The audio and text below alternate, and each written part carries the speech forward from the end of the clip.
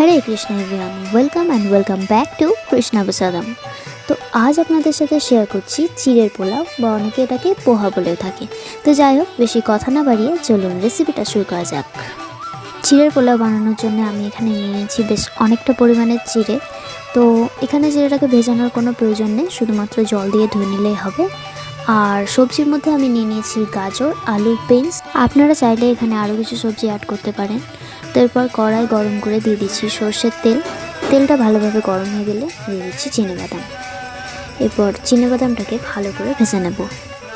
হরে কৃষ্ণা। তো আপনারা প্রত্যেক দিন এইরকম প্রসাদের রেসিপি পেতে কৃষ্ণা প্রসাদম চ্যানেলটিকে সাবস্ক্রাইব করে পাশের বেল আইকনটা প্রেস করে রাখবেন।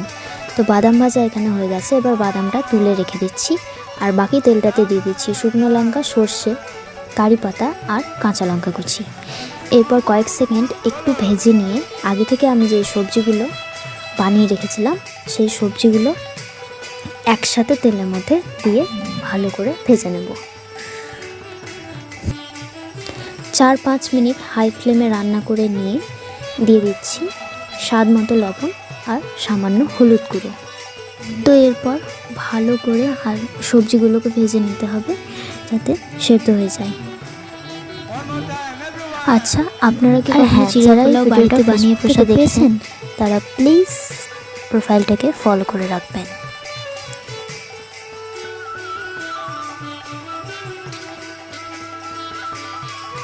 সবজিগুলো ভালোভাবে ভাজা হয়ে গেছে এবং সেদ্ধ হয়ে গেছে। তো এরপর ধুয়ে রাখা চিড়েটা দিয়ে দিচ্ছি। তারপর দিয়ে দিচ্ছি 1 চামচ চিনি। যেহেতু চিড়ের পোলাও, তো একটু তো মিষ্টি দিতেই হবে।